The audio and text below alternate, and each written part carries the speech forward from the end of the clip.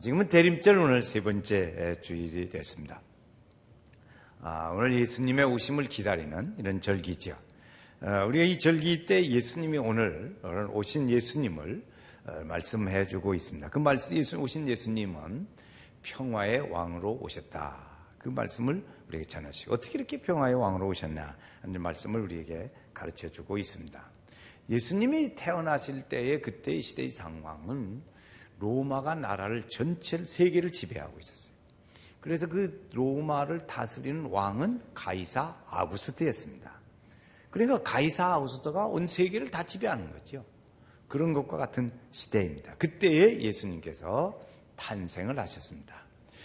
그 가이사 아구스트 왕이 호적하라 하는 호적령을 내리죠. 그 호적은 대개 한 14년 정도에 한 번씩 이렇게 하는데, 그때 이 왕이 그 명령을 내리게 된 거죠. 그러니까는 그 로마의 속국에 있는 전 지역들이 다 하게 됐어요.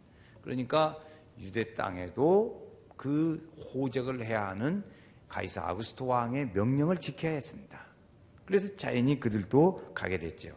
베들레헴, 고향 땅인 베들레헴으로 가게 됩니다. 그래서 거기서 했어요. 근데 이것을 가만히 이렇게 다시 한번 음미를 해보면, 하나님은 지금 의도가 어떤 생각을 가지고 계시냐면, 하나님은 사람들을 구원하시는데, 그 구원하시는데 예수님을 이 땅에 보내서 사람들의 죄를 대신해서 죽게 하고 그 죄값을 치르고, 그리고 사람들을 구원해야겠다는 하나님의 계획을 가지고 계신단 말이에요. 그런데 그 일을 지금 하나님은 구체적으로 조금씩 이루어 가십니다. 그 이루어 가시는데 보면 오늘 말씀은 이렇게 권력자, 세계를 지배하는 권력자를 통해서 하나님은 또 그 하나님의 일들을 위해서 한 걸음씩 다가가고 있다는 거예요. 이것이 이제, 그래서 거의 가까이 왔습니다. 하나님의 계획하신 일들이 거의 가까이 왔는데, 그때 그걸 이제 한 걸음 또 가까이 가는 거죠. 그게 뭐냐면, 가이사 아구스트라는 왕을, 절대 권력자 왕을 통해서 예수님이 베들레헴에 낳게 하는 그 역할을 하게 합니다. 그래서 어떻게 역할을 하죠? 호적하라. 그래가지고 그 호적을 하러 베들레헴으로 갑니다. 베들레헴으로 갔는데 거기에 오늘 말씀해 보면 여호관에 들어갈 자리가 없더라 그랬습니다. 그래서 그 자리가 없어서 베들레헴 마구간에서 예수님이 나시죠. 자, 지금 하나님의 의도는 메시아를 보내시려고 하는 거예요. 메시아를 예수님 보내시는데, 그 가시는데 그냥 가지 않게 하고 왕의 호적 명령을 해서 가게 해가지고 그렇게 하나님의 계획대로 이렇게 가시고 있어요. 그때 하나님은 사람이 나는 그 싫어요. 그리고 말을 안 들어버려요.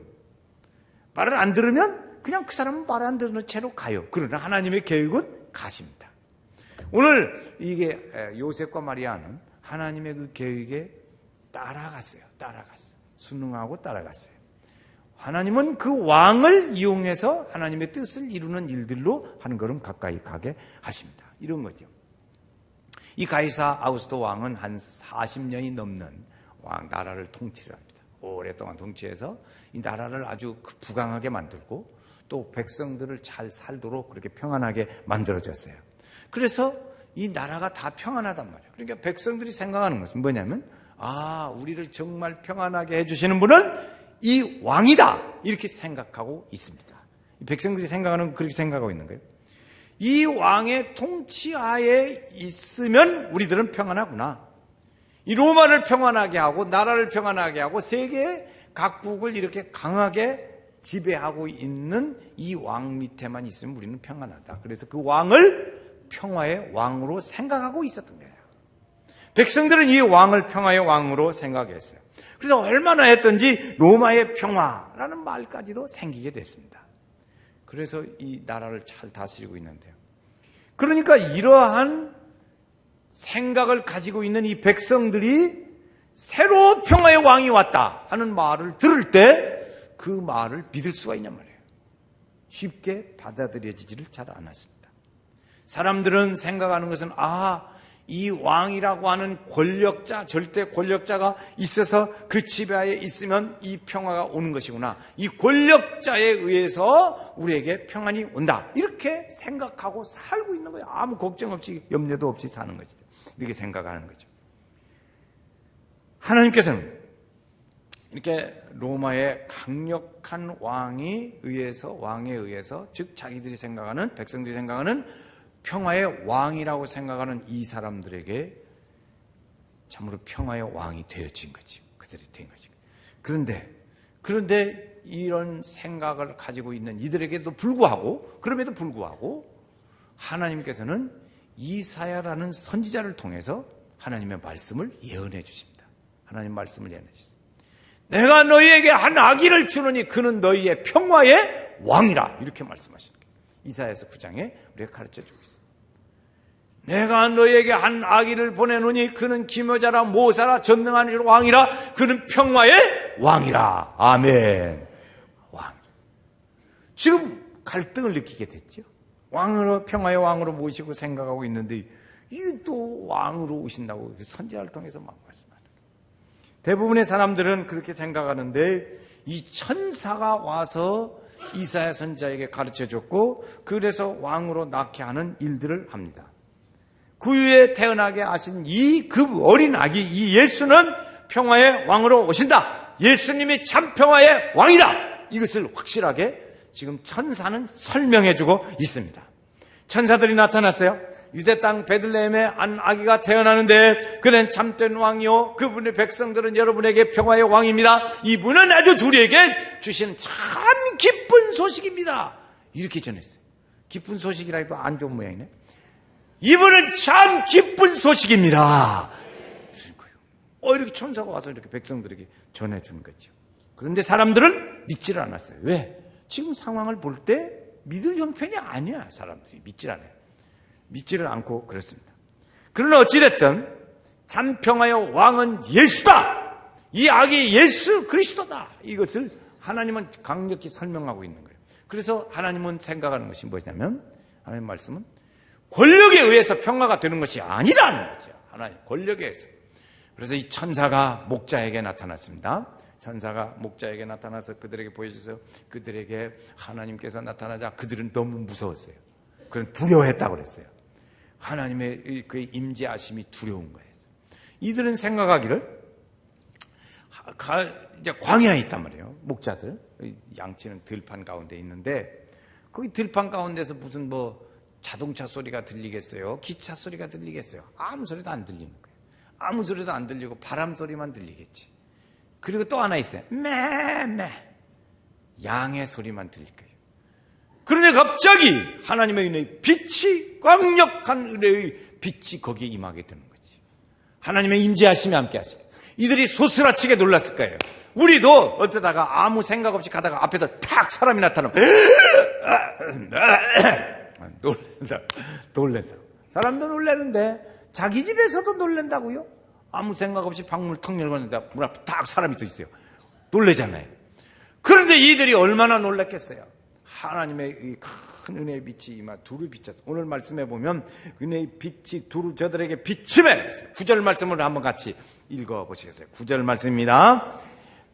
주의 사자가 곁에 서고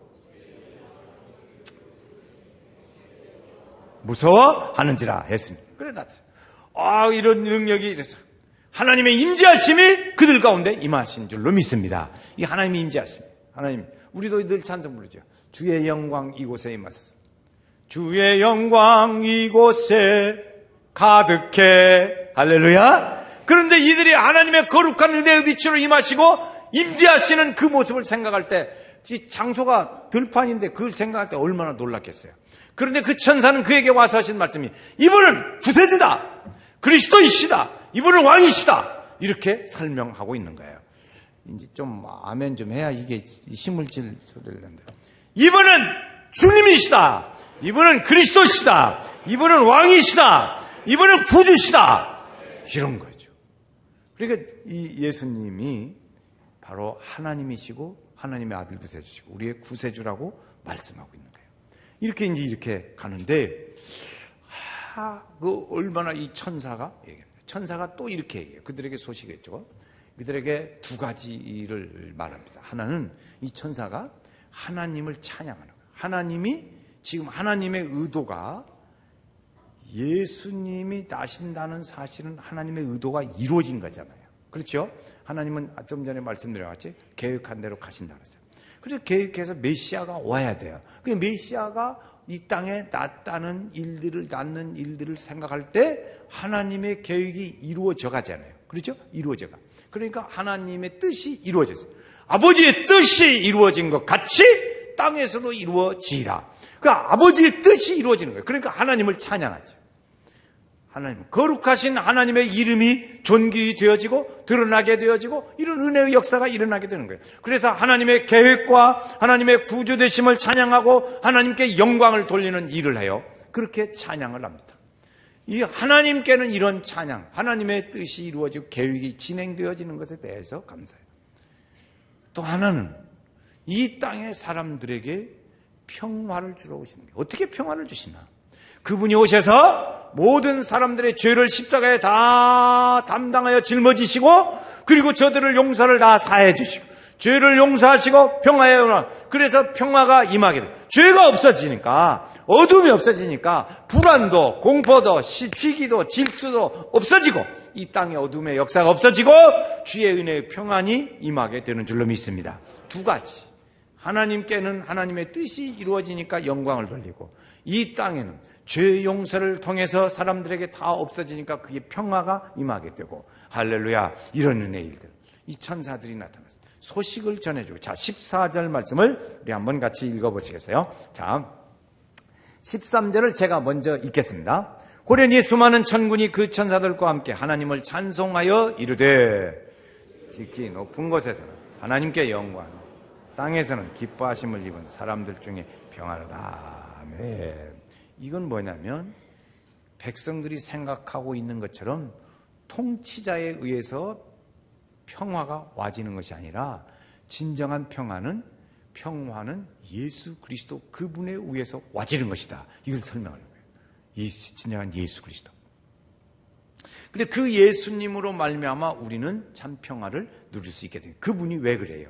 우리의 죄를 담당하시기 때문에 우리는 죄의 벗을 죄악 벗은 우리 영혼은 기뻐 뛰며 주를 보겠네. 전당에 계신 주 예수를 영원히 섬기리. 할렐루야. 이렇게 되는 거예요. 그러니까 그분은 우리에게 평화로 오시네. 이 평안이 오시는데 그분이 오신 데는 보면 참 초라한 모습으로 오셨습니다. 마국간에 오셨다고 이렇게 말씀하고 있어요. 예수님이 마국간에 오셨다고 하는 것은 왜 마국간에 오셨을까? 보면 여관에 자리가 없었어요. 이유는 그렇게 설명하고 있습니다. 그런데 어쨌든 예수님의 초라한 마국간에 오심과 지금 가이사 아구스토는 세계를 다스리는 왕, 절대 권력자 왕의 위치와 예수님의 평화의 왕, 그분도 평화의 왕, 예수님도 평화의 왕. 그런데 자리는 너무너무 어떻게 돼요? 대조적이에요. 대조적. 이 대조적인 것을 나타내 주는 걸로 표현했어요. 이렇게 표현했죠. 그래서 보는 것은 하나님이 의도하시는 건 뭐냐면, 그 권력에 의해서 평화가 오는 것이 아니라 낮은 자리에 임하고 어려움 가운데 함께하고 고난의 종, 섬기는 종으로 오신 예수를 통해서 이 땅에 평화가 오는 거다. 아멘. 그렇지. 그래서 우리는 인류의 평화를 위해서 일하는 사람들은 언제든지 어렵습니다. 힘들어요. 왜? 섬기는 종으로, 고난의 종으로 그 예수님의 자체의 일들을 따라서 뒤를 따라가네요. 그러니까 그 일들은 참 쉬운 일이 아니고 어려워요. 쉬운 일은 궁궐에 있는 사람이 하는 거죠. 그래서 예수님은 마지막에 우리에게 평화를 주기 위해서 그가 징계를 받음으로 우리가 평화를 누리고, 징계를 받음. 그 이사야서 해주시는 말씀이에요. 예수님의 고난과 아픔은 우리의 평화를 위해서 이렇게 오셔 낮은 자리에 오셔서 그렇게까지 하셨답니다. 고난의 종으로 오신 메시아, 그분이 우리에게 참 평화를 주신다. 이것이 이제 메시아 이사야 선지자가 외치는 말이에요. 대부분의 사람들은 이 왕이 이 자기의 다스리는 왕이 평화의 왕으로 생각하기 때문에 다른 평화의 왕을 믿어지질 않아요. 영접이 안 돼요. 그러니까 그 왕으로 오셨다고 하는 그분에 대해서 이들은 거절했고 그 예수님을 평화의 왕으로 오신 예수님 어디까지 몰아내요? 쭉 밀려가지고 잠자리도 없어가지고 마구간으로 밀렸어요. 다 밀어냈어요. 사람들이 다 환영하지도 않았어요. 밀어냈어요. 이때 이 사람들의 평화는 뭐냐면 반대하고 그런 사람은 싹 다 묶어놓고 왕은 절대 권력이니까 반대하고 그런 딴소리 하는 사람들 다 묶어놓고 이제 이 사람 다 묶어졌으니까 이제 다 평안하다 이렇게 말하는 거예요. 그러니까 그렇게 해서 평화가 유지되냐? 그런 권력이 균형이 깨지면 무너지는 거예요. 여러분 우리가 보는 바에 북한이 오래 가지요. 이게 좀 빨리 좀 어떻게 좀 됐으면 좋겠는데 가만히 생각보다 오래 가요. 그 사람들은 질겨. 굉장히 질겨요. 어느 질겨. 그냥 금방금방 어떻게 될 것 같은데 우리 생각해도 우리 나만의 생각할 때 빨리 적당히 이렇게 타협해서 기브 앤 테이크 해가지고 이렇게 잘 살면 될 것 같은데 절대 안 와. 그건 뭐냐면 자기들의 절대 권력 이것을 인정해 줄래 안 해줄래 그것 갖고 하는 겁니다.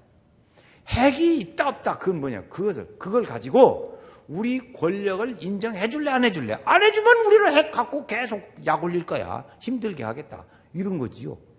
절대 권력이에요. 그러니까 그 권력이 만약에 균형을 잃고 깨지면 깨지는 거예요. 그러니까 그걸 안 깨지려고 이게 세계에서 우리 권력을 인정해 주라 그것이잖아요.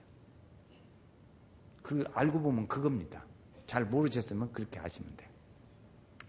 그러니까 핵을 왜 갖고 막 그러냐? 그것은 핵을 그러면 우리 가지고 있으니까 우리 권력을 인정해 줘. 그러니까 자꾸 달래요. 그래 너네 살았다고 해볼게. 세계가 자꾸 그렇게 해도 이들이 못 믿는 거예요. 이 사람들이. 그렇죠. 그래 이때 가이사 아구스토도 권력이 이렇게 해서 그 사람들도 말 안 듣고 딴소리 하면 다 묶어놓고 가두지 그랬어요. 반란을 일으키고 그러면 놔뒀겠어요? 꽉 묶어놓고 자 이제 나는 다 평화입니다. 그러면 백성들은 또 그렇게 알고 야 평화의 왕 가이사 아구스토가 우리의 평화의 왕이다 이러는 거죠. 그런데 예수님이 오셔서 그게 아니라는 거죠.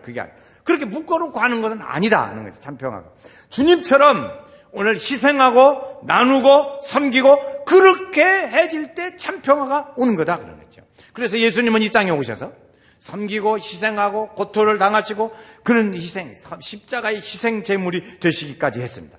그분이 평화를 주시는데 그분이 바로 예수 그리스도이시다 이런 거죠. 그리고 진정한 평화는 뭐냐? 그러면 그건 누군가가 희생을 해야 된다. 누군가가 희생을 해야 돼. 그래야 이 땅에 평화가 와요. 그 평화 희생을 예수 그리스도 하나님께서 대신 우리 죄를 위해서 대신 죄값을 지불하고 찾아온 거죠. 찾아오신 거예요. 따라가요. 그래서 우리는 그 예수님의 뒤를 따라가야 합니다. 그래서 그러면 하나님께서 우리에게 평화를 주세요.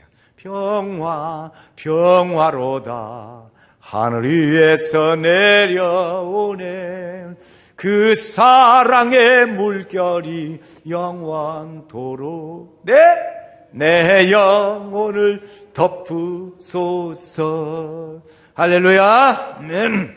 그래서 하나님께서 우리에게 그렇게 가도록 이끌어 주시는 거예요. 그러나 지금 세계는 어때요?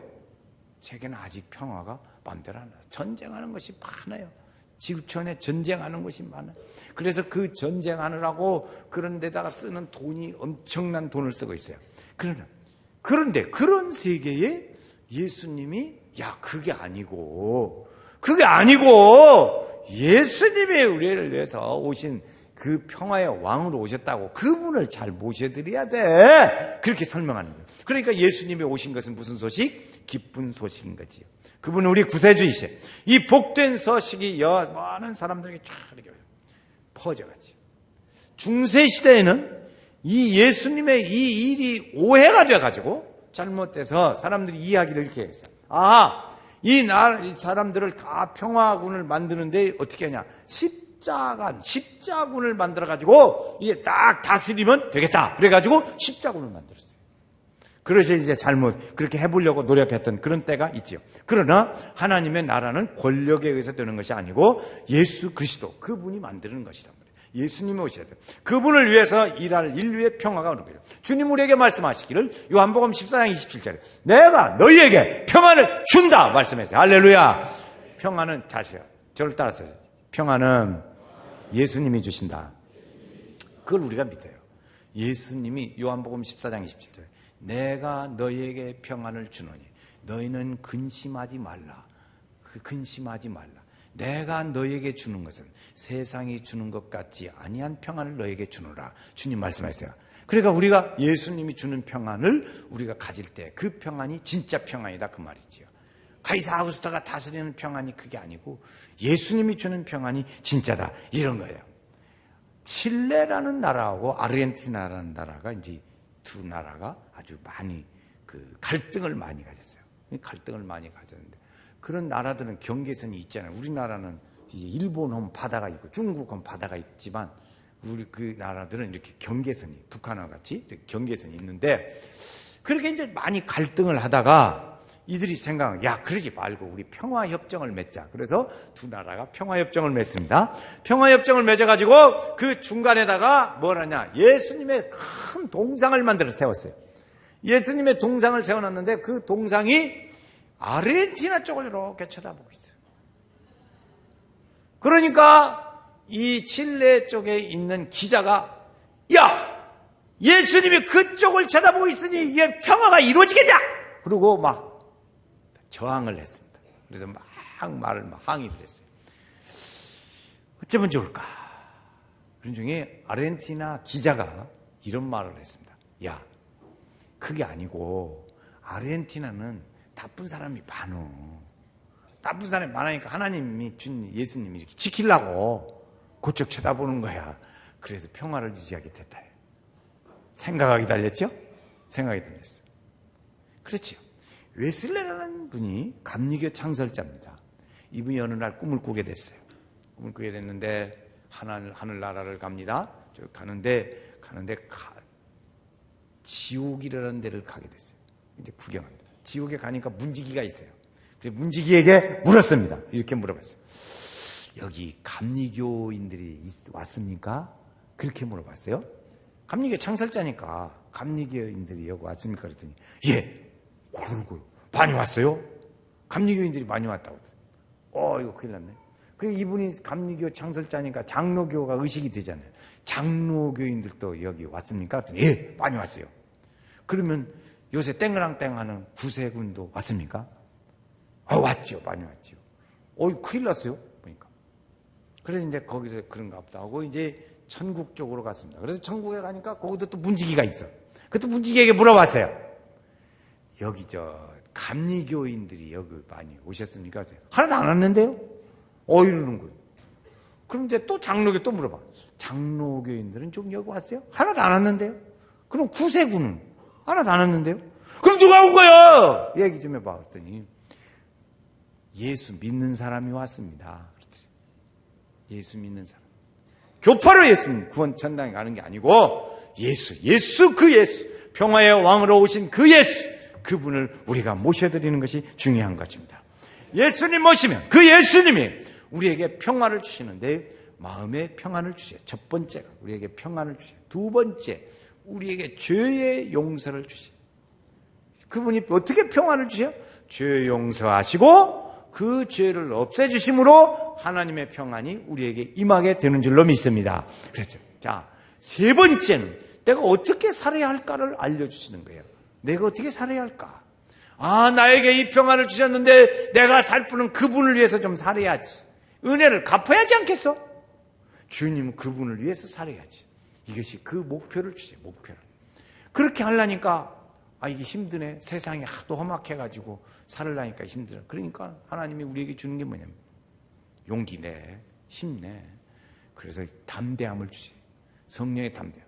초대교회에 보면 성도들이 기도하다가 성령의 은혜의 충만함을 받고 담대히 하나님의 말씀을 전하더라. 그러니까 그렇게 살아갈 수 있는 힘을 주세요. 우리가 믿음의 사람으로 그렇게 쭉 나갈 때 이렇게 믿음으로 강하고 담대하게 나갈 때 그때 사람들이 우리의 모습을 보고 예수를 영접합니다. 여러분 우리 보면 이렇게 하나님께서 그 담대히 살아갈 수 있는 용기를 주세요. 그 사람을 세상은 우리를 감당하지 못합니다. 그 사람을 세상이 감당 못할 사람이라 이렇게 말합니다.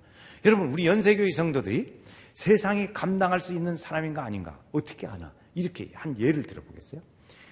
남자들이 가끔 이렇게 이걸 해, 응? 이거 말은 못하고 이렇게만 한다 그래. 또 하나 이것도 해. 할 수도 있다고 봐. 할 수도 있다고. 그런데 사람들이 직장에서 이렇게 이제 우리 이제 저녁 때 회식하러 가자. 근데 같이 갔어요. 갔는데 이거 해 좀 한 잔 이거 해봐. 그렇게 하니까 사람들이 그 사람이 어떤 사람은 같이 하기도 하고 나는 못해요. 나 요새 뭐든 안 합니다. 그렇게 하는데 뭐라고 하냐? 요새 약 먹어요. 그러면 다 이해해 주더만. 응? 그러니까 그렇게 해가지고 안 해. 그러니까 옆에 사람 하나가 저 사람 말 마라. 저 사람은 안 하는 사람이야. 빼줘. 주지도 마라. 이렇게 하는 거예요. 그러면 그 사람은 그걸로 소문난 알려진 사람은 세상이 감당 못하는 사람이에요. 우리 연세교회 성도들은 세상이 못하는 사람 감당 못할 사람이 돼야 돼. 그래서 괜찮아. 지난번에 했잖아. 같이. 지난번에 나오고 하거든. 또 오늘은 안 내고 왜 얌전던데? 그러면 안 돼. 이것 빨아라. 화장실 냄새 나는 데 가서 앉아서 천대받아. 요새 제일 천덕꾸러기가 이거 하는 사람. 숨어서 해야 돼. 어디 가도 못해. 그렇게 할 때 그 사람 뭐라 그래요? 세상이 감당하는 사람이에요. 그 사람. 그런데 그 사람은 아니야. 저 사람은 아니야. 빼. 저 사람은 안 된다고. 그 사람 내놔버린 사람. 이 사람은 세상이 감당 못하는 사람입니다. 성경은 믿음의 사람을 세상이 감당 못한다고 그랬어요. 그러면 여러분은 지금 세상이 쉬운 거예요? 감당 못하는 거예요? 자기가 잘 알아보세요. 진짜 한 예를만 들었어요. 그런데 우리 연세교회 성도들은 세상이 감당 못할 사람이 되시기를 주의 이름으로 축원합니다. 다 좋아. 다 좋으면 안 돼요. 좋은 사람들이면 안 돼요. 감당 못할 사람이어야 돼요. 그것이 예수의 사람이에요. 정말 믿음의 사람. 예수님의 그 평화의 왕으로 오신 그분을 모시고 사는 사람은 세상이 감당 못할 사람인 거예요. 연세교회 성도 여러분 자기 자신이 지금 나는 세상이 감당할 수 있는 사람인가? 감당 못할 사람인가? 그건 자기가 잘 알 수 있어요. 그 예수가 우리에게 오시면 그 예수는 우리에게 생명이시요 구원자시요 은혜의 분이십니다. 그분이 계시면 우리는 주님의 주시는 평안을 얻을 수 있고 어둠도 물러가고 우리가 힘들고 어려운 거 다 떠나. 요번에 그런 얘기를 들었어요. 하나님이 우리에게 여러분 힘드시죠? 주님은 평화를 주러 오셨는데 우리가 힘들어요. 현실은 어려워. 너무 어려워. 그때 왜 하나님이 우리에게 힘들게 하실까? 그 힘들게 하시는 이유는 하나님께 집중하라고 그래요. 딴 생각하지 말고 딴 생각은 안 할래. 딴 생각하지 말고 주님께만 집중하라고 하는 거예요. 저도 지난 1년 동안을 우리가 생각해 볼 때 저도 반절 이상은 전혀 곁에 쳐다볼 여유가 없었어요. 생각할 여유가 없이 주의 일에 집중해 왔어요. 어렵고 힘든 것은 뭐냐면 우리로 하여금 주님께 집중하라고 하는 하나님의 신호예요. 그런데 그것을 자기 생각대로 계속 살면 어려움 속에 계속 빠져. 수렁이라고 하는 것은 움직이면 움직일수록 들어가요. 자꾸 빠져들어가는 게 수렁이에요. 우리 믿음의 사람들은 하나님의 은혜로 가야 할 줄로 믿습니다. 그래서 우리 성도들이 다 주님 모시고 은혜로 살고 힘들고 주님은 평화로 왕으로 오셨다는데 나는 너무너무 지금 힘들고 죽을 지경이요. 왜 그런지 아세요? 집중하라. 집중. 한번 같이 주님께 집중하라. 시작. 주님께 집중. 정말로 어려우면 여기저기 쳐다볼 여유가 어디가 있어요? 휴가 다닐 여유가 어디가 있어요? 다른 사람들 돌아볼 여유가 어디가 있어요? 제대로 정말로 진짜 침을 못만 저희 집이요. 이 주사 침 맞는 데는 아주 그냥 벌벌 떨어. 아파도 침을 잘 못 맞아요. 그런데요 약도 잘 못 먹어요. 그런데 진짜 아프니까 먹더라고. 그러니까 하나님께서 우리에게 그렇게 할 때 정말로 이렇게 너무너무 힘들다. 그렇다면 그것이 하나님의 우리로 하여금 집중해. 그럴 때는 집 딴 데 쳐다볼 여유가 없잖아요. 정말 설 아프니까 그래. 고통도 설 고통이 있으니까 이것저것 할 여유가 있지. 진짜 고통스럽고 어려워보세요. 그러면 딴 곳 여유가 없다고. 딴 여자 쳐다보고 돌아다닐 여유가 어디가 있어요? 그렇죠. 믿음의 주여. 그래서 예수를 바라보고 살아야 될 줄로 믿습니다. 우리는 주님만 바라보고 살아야 돼. 주의 은혜를 바라볼 때 거기에 주님이 우리에게 평화의 왕이시고 거기에 주님이 우리에게 세임 주시고 거기에 주님이 우리에게 은혜를 주시는 줄로 믿습니다. 여러분, 우리 가정에 하나님의 평안이 우리 온 성들 중에 늘 함께 하시기를 주의 이름으로 축원합니다.